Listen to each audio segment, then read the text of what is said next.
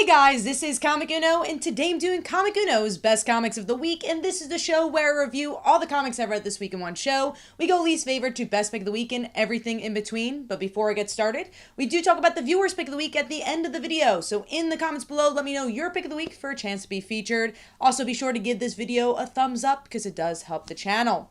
Now, let's get started. I do want to talk about a big news piece that came out before we jump into the comics, and that is DC's All In. So Scott Snyder and Joshua Williamson did a little premiere video on YouTube and finally officially announced this All In initiative for DC Comics. So to break it down for you guys, it's a mishmash of the Ultimate Universe and the New 52. So they're going to launch this big special in October where you're going to see where Superman's at as a character and Darkseid and how this might create these other storylines with the All-In Absolute line. And this also will spin off of from Absolute Power as well, which honestly makes me happy to have an event like Absolute Power because you're like, okay, maybe this is gonna bring actual ramifications to the DC universe, which I love to see with events. That's what events really should be there for.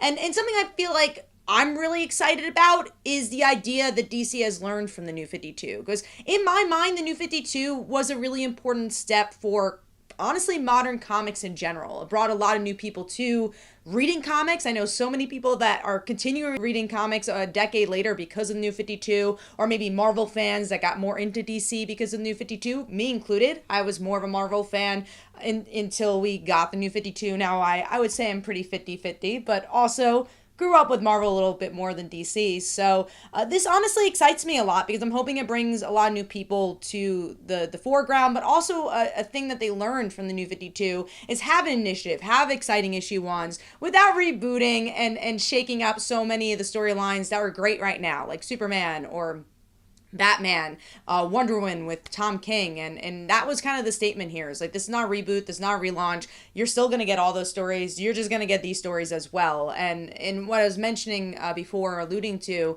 I think Scott Snyder and Joshua Williamson are two perfect people to do that. Joshua Williamson has been spearheading DC since Scott Snyder left, and Scott Snyder is a big reason why the New 52 was as successful as it was. Batman was such a big title, which when Batman succeeds, all succeeds. And also, smaller titles that became bigger titles like Swamp Thing and just the dark side of the DC universe in general. And, Scott Snyder has been very vocal about when he left DC, he wanted to focus on his own stuff and wanted to control his narratives. And that's not always what happens with the big two. And something it seems like is going to happen is that creators will have a bit more control, which honestly was a big part of that DCU initiative that they were doing. So it really does feel like a mishmash of hopefully the positive things from the initiatives that I wouldn't say failed, but didn't really succeed in all sides. So I'm hoping this is just kind of a lesson of like, this is how we're going to move forward. And honestly, I hope this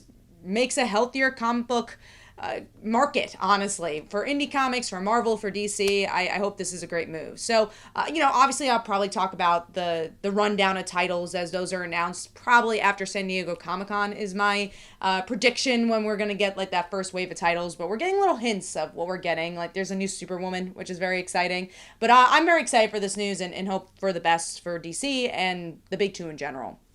Now let's jump into this week's comic books. I actually had a pretty heavy haul with 13 comics, and number 13 for me was Wonder Woman issue 11. This is the lowest Wonder Woman has been, but that is because it's a tie-in. We were talking about Absolute Power.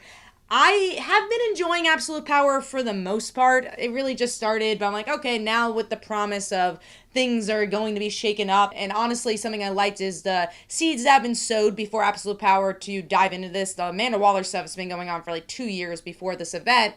But I will say, just like every event, tie-ins are not perfect. Last week we had a Shazam book, and they're like, check out Wonder Woman for more information. And this just so happens to be that Wonder Woman issue. And honestly, as someone who's been enjoying Wonder Woman and it being kind of outside of everything, I felt bad that arc had to not continue at this moment because of Absolute Power to have this story, which just didn't really fit the rest of what's been going on in Wonder Woman. So overall, going to give that 2 stars, and that is number 13. Moving on to number 12. Dark Knights of Steel, Allwinter, issue 1. A book I was looking forward to. I've been enjoying Dark Knights of Steel in general. I never knew I would because I'm not a big medieval fan. But I love what Tom Taylor can do with an alternate reality, which we really saw with Injustice, Gods Among Us as well. He just does a good job with that and giving you some shocking moments. This one is written by somebody else besides the backup story, which usually I don't love reading backup stories, but because Tom Taylor was writing it and it felt a little bit more connected to the main series, I read it. And that one was okay. The main story, I really love the art. I love the grayscale and then the color that you get to see when you get to see Deathstroke's son. But overall, it wasn't for me. It felt too disconnected to the actual series and just wasn't storytelling that I'm usually into. Again, it was very like Viking-styled story that, medieval stuff that just doesn't interest me. The only part I really liked was the cliffhanger, but honestly, I don't think I'll pick up the next issue. So giving that 2 stars, and that is number 12. Moving on to number 11, an event that I feel like is the opposite of what I've been saying with Absolute Power. Absolute Power feels like it's been built up, even if I'm not sure if I've been loving the event yet. There's no spark where I'm like, wow, look at that moment. Too early to tell. With Blood Hunt, Laura Kinney, it does feel like it was just kind of built because there was a Blade movie coming out that isn't coming out anymore, so it just kind of feels like it's there. And same thing for this issue. I love Laura, and that's why I picked it up. I wanted to see more of her, and we're going to see more of her in NYX soon, but it's been a while since we just saw a Laura-centric issue, and we got to see Gabby, but honestly, it's such a filler. It doesn't really move anything, and I don't think it has enough personality to really say, hey, this is at least a good standalone issue. So overall, it wasn't for me because I'm not into Blood Hunt. So I'm going to give that 2.5 stars, and that is a number 11. Moving on to number 10, which is Phoenix issue 1. I got this on whim because I've been enjoying Stephanie Phillips' run on Spider-Gwen. I think she did a really good job at just making something for me that didn't really make sense. Gwen going back to the 616 and making it feel like it makes sense. So I was like, you know what? I'm not usually a big Jean Grey fan, but maybe I'll become a fan of her with this issue or this run. And I will say, if you're a Jean Grey fan, I think it delivers on everything you want. It has the cosmic side. It does feel like a new narrative that we haven't seen from Jean. There's a little bit of narrative between the fight of Phoenix and the fight of Jean Grey, who's the one in control, and it's from a point of view of another character, a new character that's going to be introduced. And the artwork is solid, but for me, as someone who's not a Jean Grey fan, I just felt very unattached to it. The new character didn't make me feel like, wow, I want to see where Jean's going.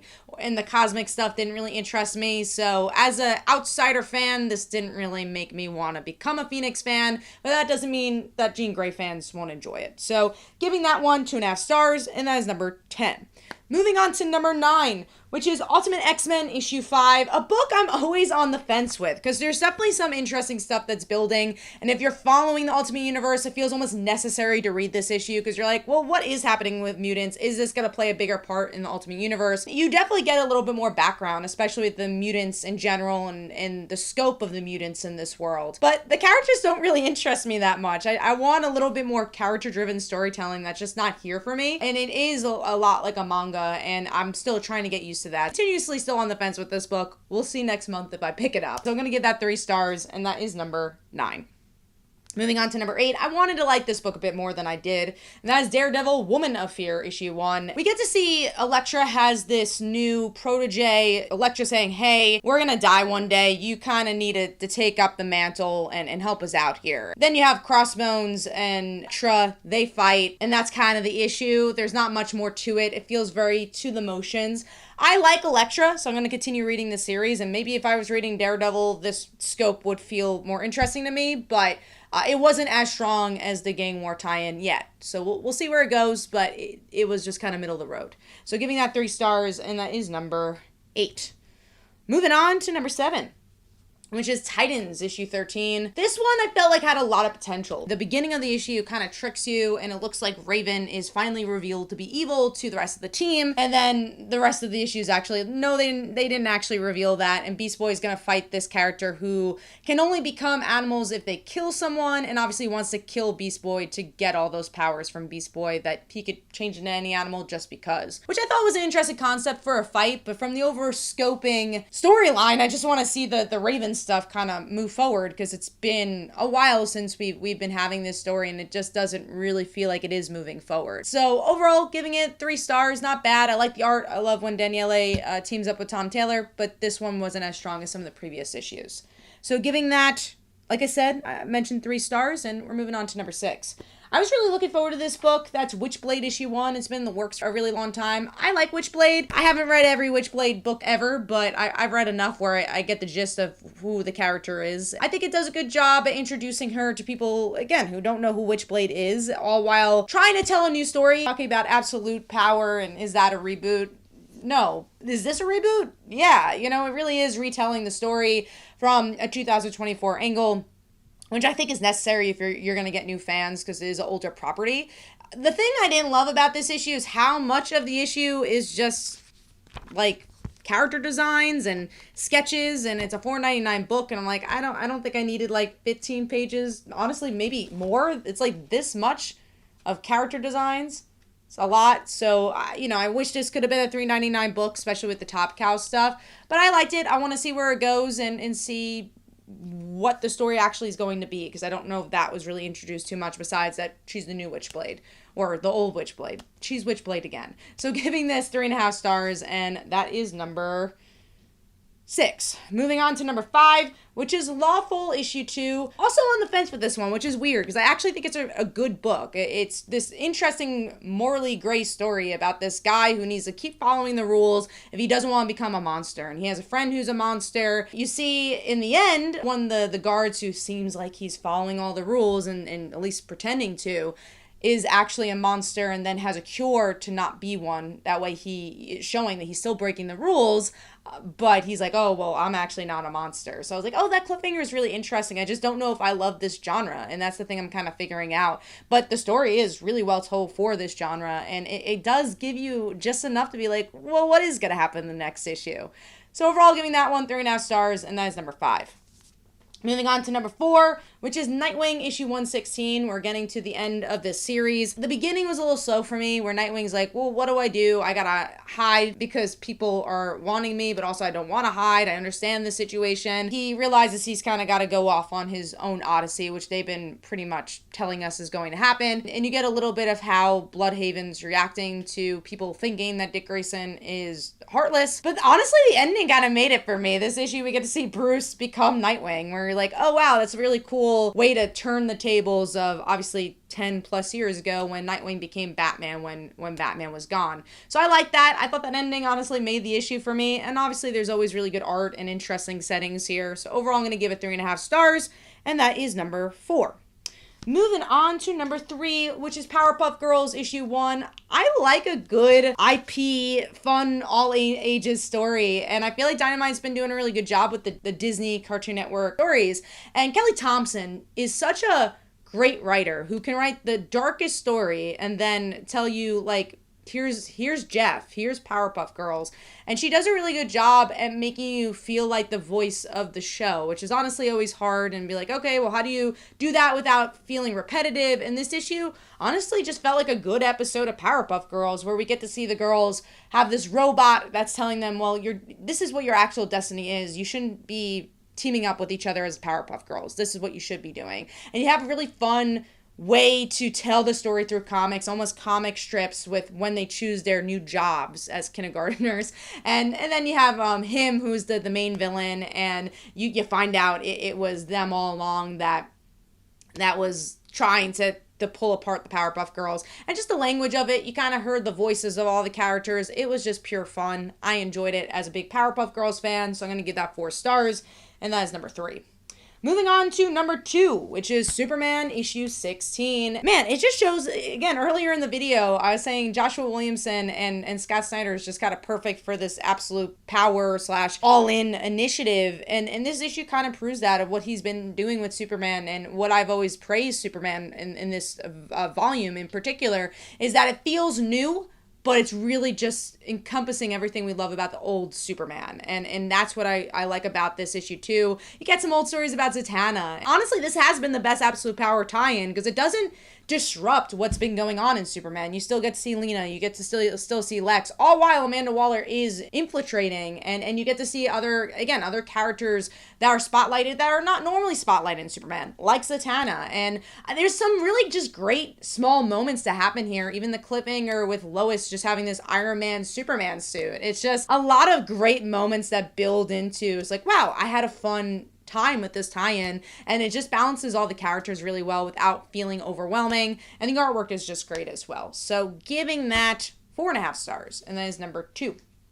Moving on to number 1, The Incredible Hulk issue 14. I really like this issue. Like a good introspective type of story where you just gotta kind of go into the head of a character. This does that. We get to see Hulk in his head, dealing with the idea of his relationship with Hulk and how that's actually new now with Charlie. Because, you know, we have seen this story a billion times. How do you make it refreshing? And it is by saying, hey, this is what's been going on with Betty. This is how she's became the person she is. Aren't you sorry for her? And then, obviously, in the end, Betty kind of gets in control a little bit with this mythical thing that could affect Charlie's relationship and as a person and with the Hulk. So I liked, going back to Charlie, I liked her connection because it was Bruce saying, like, she's got to become a monster because you've been around. Everyone that's ever been around you has become a monster. So there's just some really interesting character pieces that happen here, all while being told in Bruce's head. So I enjoyed this one. I'm going to give it 4.5 stars.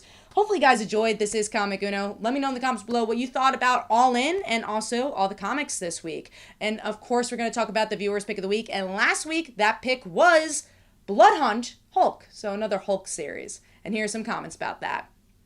Hopefully you guys enjoyed. This is Comic Uno, and I'll see you guys in the next one. Bye.